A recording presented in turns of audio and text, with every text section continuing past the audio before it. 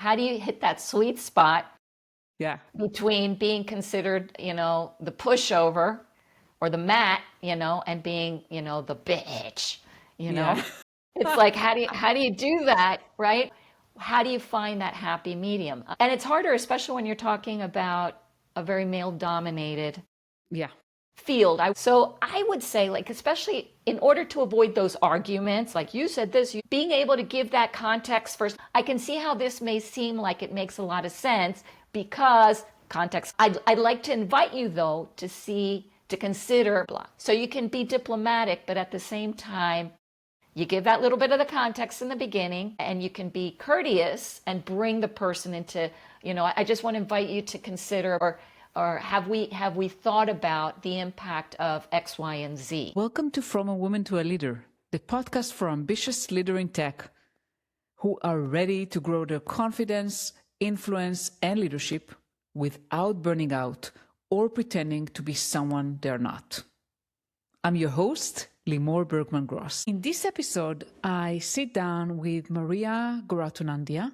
She is an intercultural coach and the author of Untangling Communication for empowered leadership and team success. Maria and I uncover why most workplace conflicts are not really about the work and what to do instead of sweeping things under the rug. We also talk about the real reason your conversations at work keep turning into arguments and a simple framework that can change how people respond to you starting today. And most importantly, how to do it as being authentic and yourself without turning to someone else. Are you ready?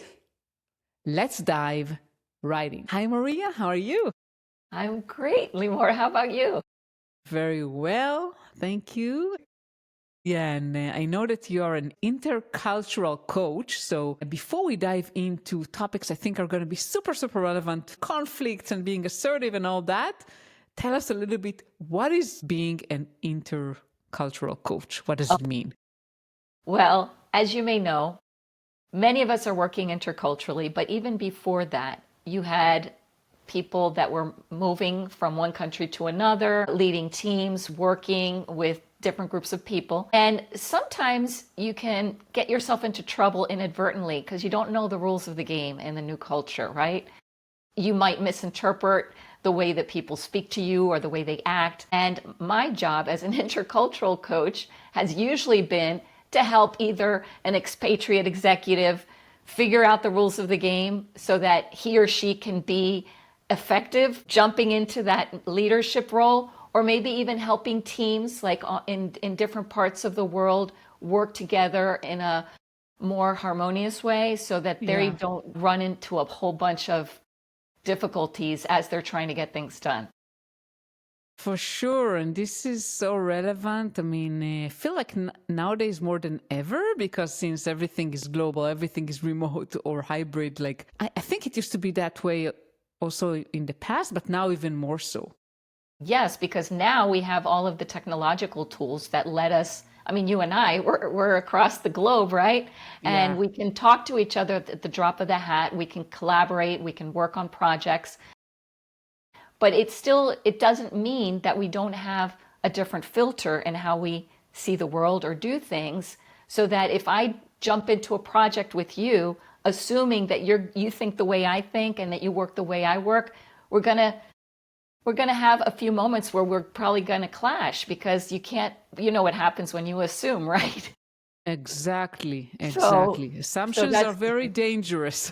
I always say this to my client, right? I always reflect, you make a lot of assumptions here, and those can be biting you back. Exactly. And that's the whole thing. And it's funny because a lot of times you just don't know what you don't know. You know, the whole Johari window. If somebody doesn't tell you, hey, by the way, I don't think you're seeing this, but this is the way we do things. And a lot of times an intercultural coach can jump in and be like the interpreter or the ambassador that can help you understand the why behind certain behaviors or the protocol, the proper protocol, how to give a feedback. You know, if you're in a very face-saving culture, You're not going to be blunt. You have to be a little more diplomatic and careful with how you give feedback, and vice versa, right?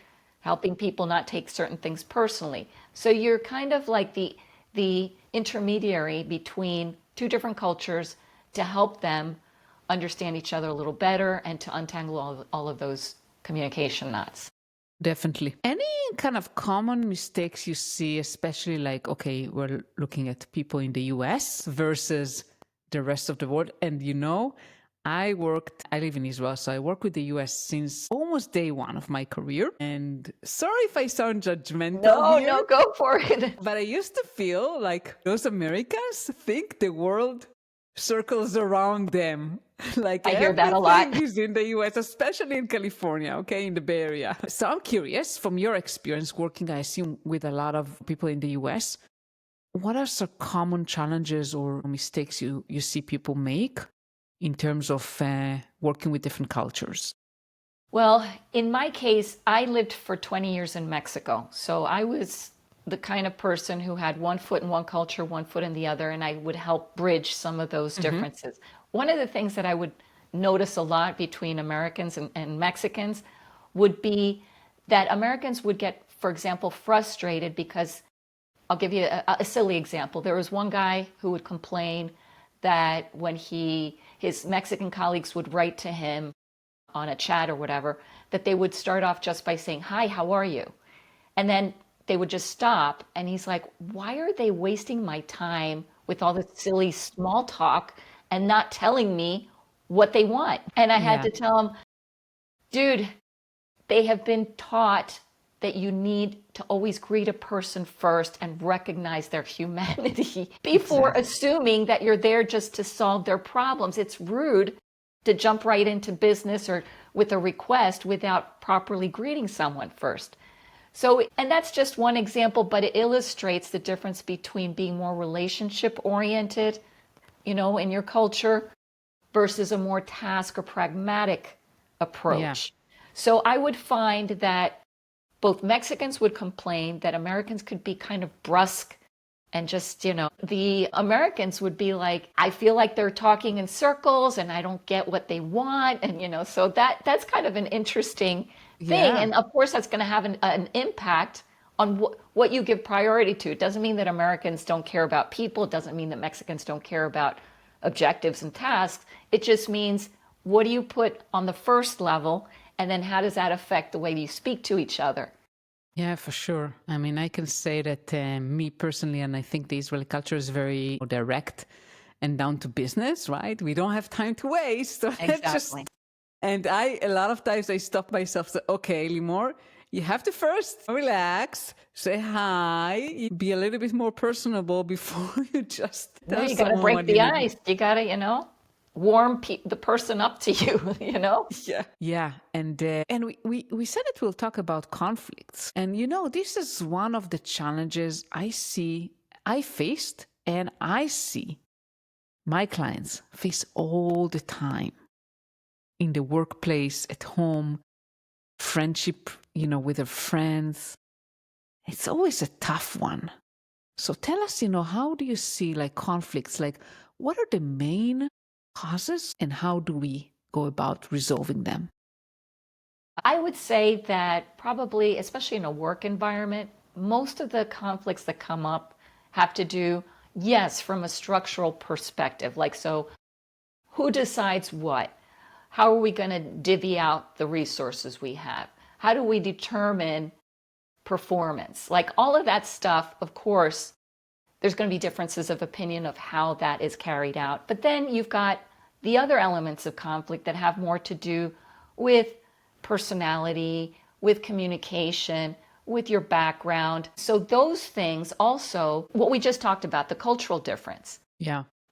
So we might be on the same page as far as what we want to achieve, but how we go about it is a different matter. And many times there might be different layers of what causes the conflict.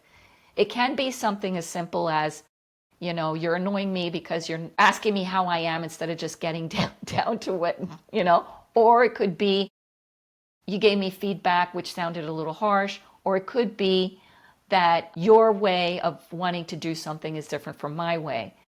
So a lot of times it's kind of important to be able to have that, the elements of emotional intelligence that Daniel Goleman talks about, being able to first look at the big picture, be able to kind of internalize and say, okay, wait a minute, this is what's upsetting me.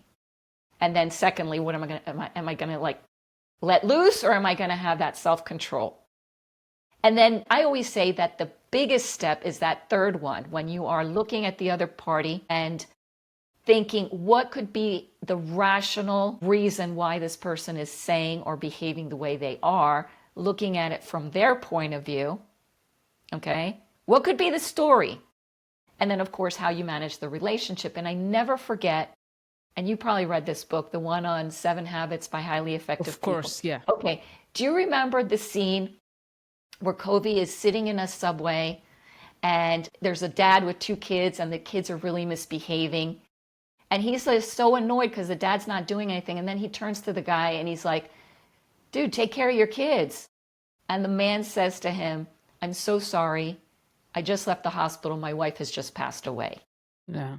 And the shift in the guy, in Covey's brain, because all of a sudden from seeing the guy, being annoyed at him, there's a conflict brewing. All of a sudden, he has complete compassion for the man because he just discovered something he didn't know.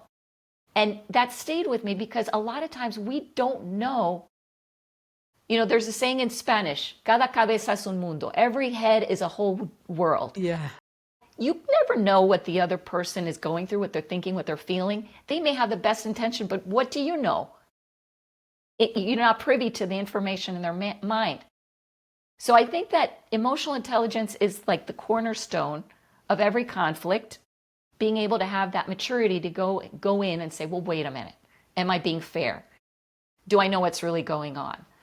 What's really upsetting me? Does this person just remind me of an annoying friend I had in elementary school? It could be, this person, I don't like the way that, okay, so being able to kind of detach, have that internal dialogue, and then having the wherewithal to be able to move forward.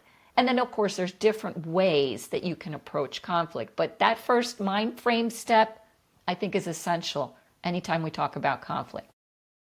Sure. And I took notes of all the things you mentioned here, like Johari Windows, Daniel Goleman in Emotional Intelligence, the 7 Habits of Highly Effective People. I will definitely put that in the show notes because I think those are wonderful resources. And I think one of the challenges that I see and I faced is that we make assumptions and we think, we make a lot of assumptions about what the other person is doing, thinking, why they behave a certain way. And we also have our own way of measuring how we should communicate, how we should do things. And we expect other people to mimic us or to be like us. Yes. And sometimes we get frustrated if we don't get the result according to what we think it should be, Yeah. So I want to touch a little bit about your book, Untangling Communication. And you mentioned that you have a framework, to make things a little bit simpler, the clear framework. So can you share a little bit about that? Yes. And I'll tell you, as I was writing the book, because, of course, you have many people who say, you've been in the business so long, you've been working as a communication strategist for over 20 years, you should write a book. And you're always like, yeah. And then finally I sat myself down and I started thinking, okay, based on my 25 years of experience, what is it that always comes up? There were 4 elements that usually I hear that people struggle with. One is the intercultural element, which we just mentioned. The other one is conflict, which we also just mentioned. The other one is how to give feedback. Especially leaders need to know how to do that in order to not demoralize their people, but get them to change or improve their processes. The other one is the intergenerational issue, which has been fascinating. But anyway, going back to the clear model, I thought, okay, what is one approach that can be kind of like a preventative so that things don't escalate, or just to facilitate communication overall? And of course, there's different ways to give feedback. There's different ways to manage conflict depending on the level, the escalation. There's different ways to manage cross-generational teams and intercultural teams. But I have found that there's a methodology that can work cross-culturally, cross-generationally, that is very simple and sets you up for more probability of success from the very beginning. And it's basically this. When we talk about CLEAR, I use an acronym, which is very simple, but that first step is essential. It stands for context, conveying context. Now, I have found from my years of experience that if you start off a conversation with a tiny bit of context, and by this I mean starting out with a little bit of background or the why you're about to make a request or why you are going in the direction that you're going, it shows courtesy to the other person because you are sharing your reasoning with them. Okay, you're taking, and it doesn't have to be a thesis. It could be 2 or 3 sentences. Listen, I'm thinking that in order to be able to avoid problems in the future, and what I'm concerned about is this and that, I think that maybe we should blah. So giving a little bit of that background context is like, okay, this is where you're coming from. Okay, you just shared it with me. So now all of a sudden the person is in the mindset of brainstorming with you rather than pushing back when you make a what or how request. Definitely. You know? Definitely. So that first, the context is first, and then of course I'm going to go in the order. So C is context, L and E is listen and empathize. That goes hand in hand because if there is any kind of objection, it's really important to ask open-ended questions. So it's the listening combined with the empathizing. Paraphrasing, of course, and I know many communication experts talk about the importance of active listening and empathizing and making sure that you are keeping the questions open, not closed, and showing a bit of empathy as you are listening. So it becomes a dialogue that's very dynamic. And then, of course, the last two, which is adjust and reframe. With the richness of the information that you have gathered from listening and empathetically, you now have a shift in that you understand the other person's perspective better. So that's the adjustment. And then the reframing is, okay, now I can verbalize or make a proposal or suggest something in a way that will be more palatable to you so we can move forward. And of course, this is like a dynamic model. It's not like you have to do 1, 2, 3, 4, 5. It's usually something that is interwoven in any kind of. Wow. This is, for our listeners, this is pure gold because really I personally believe that, and I write and talk about it quite a lot, that active listening and being empathetic is, those two are kind of the two most important skills for leaders. And are not so easy to implement. As much as it sounds trivial, they're not so simple. Yep. Exactly. Especially listening. For sure, for sure. And here's the thing, even if you go back 90 years to Dale Carnegie and How to Win Friends and Influence People. Yeah. Right? Another great book. Right. That's the great-great-grandfather of, influencing and leadership and all of that. If you go back then, and it's, I love reading that book every decade or so because you go back to the basics and it's still fresh, even though the stories are about Rockefeller. But... I know. Exactly the same, by the way. I have this book on my bookshelf. Yeah. I like reading it from once in a while. It's just funny. Yes. The stories are a little bit ancient, but the principles are so relevant. Yes. It's evergreen in the sense that it's like you're listening to your great grandpa telling you the stories, but you're like, it's a human experience that I can totally relate to. Right? And it's always the same idea. It's like if you listen and empathize, and he gives so many examples, right? If you're willing to be open and vulnerable and take a real interest in the other person, you will be successful. You'll be successful. And the one story I always love is like when he's walking along with his dog, and back in the day when the cop was like, dude, you have to muzzle that dog. You can't have that dog. And he's like, yeah. And then he doesn't do it. And then he runs into the cop again. And he's like, oh, no. And he goes, I could have given the guy a bunch of excuses, but I decided just to fess up and say, I'm so sorry. I know you told me to do this and I didn't do it.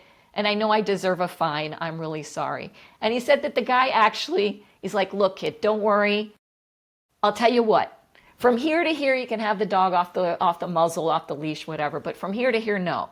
And so it was kind of like, it's funny because when you're willing to be open and vulnerable, people will probably give you more, especially if you apologize, they'll give you more than you would have had initially. So it's wonderful to see that sense of humanness and solidarity that can come across just with a little bit of vulnerability. And I think that when you can empathize with someone, there is a little bit of element of vulnerability there because you're opening up certain things, that it makes it easier for people to align with each other. I don't know. What do you think? I agree. And I love one of the things I remember from his book. Obviously, I don't remember everything, but he writes about not arguing. So not being argumentative and not losing face of the person in front of you. And I think those two are also very important principles. I think what you said, like being vulnerable, being willing to admit like you made a mistake instead of arguing, right? And as much as possible, and this happens a lot in the workplace, this spiral of arguments, like everyone is trying to show how smart they are and how right they are. And everyone gets angry and angrier, and it all resolves in a big conflict. Yes, or the CYA. It's like, well, I sent you and you told me, and it's not my fault, it's your fault, and and I find that yes, that if there's an argument, if you're like, what, you're right, that's the end of the argument. You're like, what, you got a really good point there. All of a sudden, it's like all the stuff just like it deflates like a balloon. It just and you can move on. Definitely. And Maria, I wanted to ask you something, because for me and also for a lot of women, this is a tough one. So I can share personally, I work with a lot of men. Most of the people I work with are men. And I'm hugely generalizing, and not all men were the same. But the thing is that a lot of them are very ego-driven. Very ego-driven, especially in engineering, like very technical. They're smart people. They always want to be right. They hate when someone tells them they're wrong. Okay, this is like the worst thing that can happen. And I kind of really struggled with how do you, and I'm curious kind of to hear your thoughts. How do you, like as a woman, on one hand, you want to build respect. You don't want just to give up all the time and say, yeah, you're right, or whatever, I'm sorry. You want to be assertive, but also you don't want to argue. Like if you are fighting over some technical solution, whatever, I mean, you want to have like an educated discussion rather than an argument, by still being assertive. What's your thought of that? That's a great point. And I think that the last time you and I were having a conversation, it's like, how do you hit that sweet spot between being considered, the pushover or the mat, and being, the bitch, It's like, how do you do that, right? Because it's like, I just had to coach a quality control director at a pharmaceutical company, and her manager's like, she's a little too maternal. She's a little too, it seems like she's coddling her team, and, she needs to be a little bit more. On the other hand, it's kind of like you've heard of people. It's like, man, she's just such, she's kind of like a little too tough, and she comes across as, so how do you find that happy medium? And it's harder, especially when you're talking about a very male-dominated field. I work with telecommunications, where you've got a lot, I mean, it's changing, but you got a lot more men than women. So I would say, like, especially in order to avoid those arguments, like you said this, being able to give that context first. Look, I know, I can see why you would think that it's this way, because, and kind of like giving validity to, the theory or the idea for the process. I can see how this may seem like it makes a lot of sense because context. I'd like to invite you, though, to consider blah, blah, blah, blah. So you can be diplomatic, but at the same time, You give that little bit of the context in the beginning, and you can be courteous and bring the person into, I just want to invite you to consider blah, blah, blah. Or have we thought about the impact of X, Y, and Z? Yeah. And again, you're going into the listen and empathize. Have we considered how would we manage this scenario if this were to happen, and how would we, and then in the meantime you're adjusting and reframing so that you can insert the next proposition or proposal, whatever, and reframe it in a way that now you have information as to the person's concern or their objection, and you can give it to them the way they need to hear it. So it's kind of like, it's a constant, my whole clear method, it's kind of like, okay, you're working it all the time. You give context, you listen and empathize, you adjust and reframe, then you give context again. So you're doing it constantly, and it makes the conversation just flow a little easier, so you're not struggling. Because if you start off, especially with the men, like you said, I know that a lot of times, and I read years ago that it says that men will apply for jobs for which they may not be completely qualified for, whereas women have to check off 100%. Yeah. And that's like a difference between just, jumping in and going for it. And I think that we have to also change our mind frame too. But it's the difference between starting off with the what and the how, which is annoying because it's like, don't be coming and telling me what I have to do. Why do I? Okay. So that you don't get that knee-jerk reaction of why. Start with the why. It's easier, It's like, guys, how, we're working with this process and it has like a 15% error rate, and we're always working to do the rework and blah, blah, blah. Okay, so I'm thinking, what do you say? I've been working on this new process, and I think it's probably going to help us, improve our output, blah, blah, blah. So you give a little bit of that context first before saying the what and the how. And it's like, okay, she's coming in with a good intention. Okay, I see that she's already given this some thought. Okay, I'm going to listen and see, what it's all about, instead of, oh, here she comes bossing me around again. What does she think she is, Definitely. I don't know.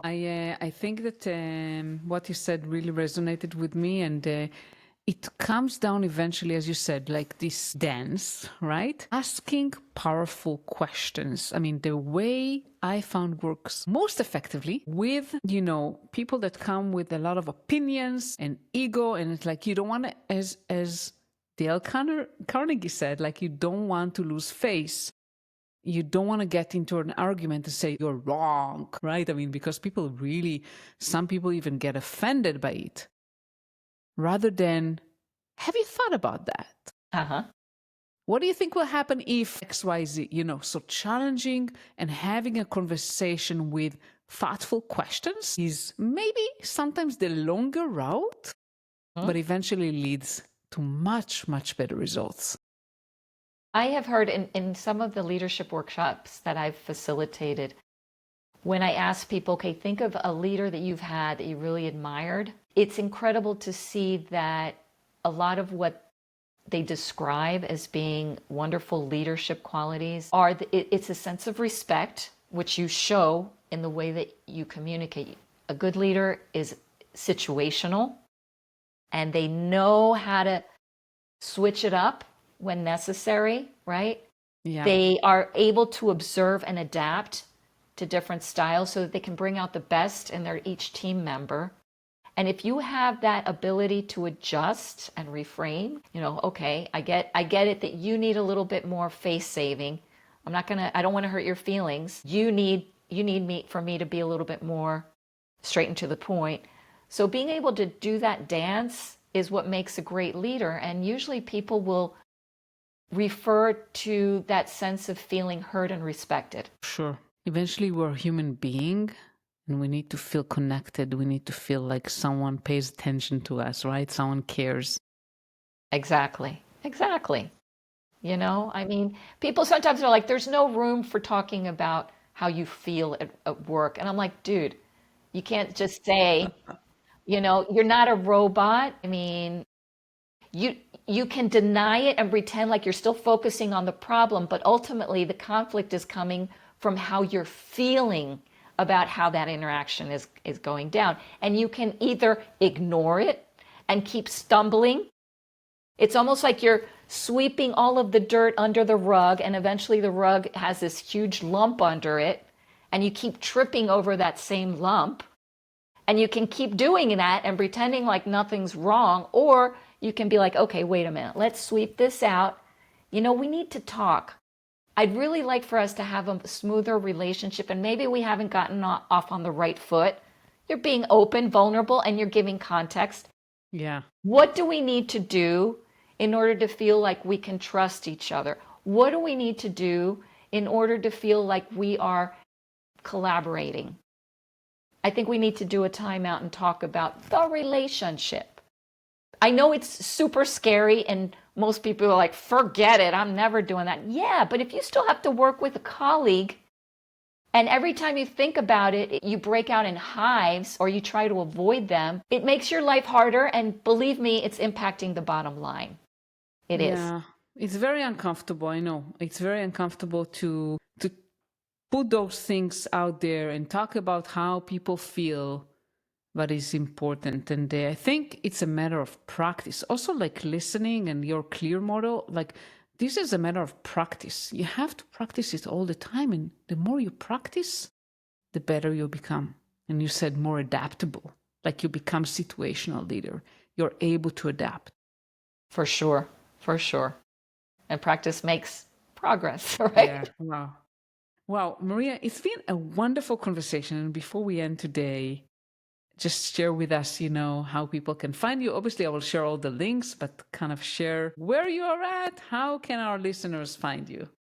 Well, I am pretty active on LinkedIn. I think that's my favorite social media platform.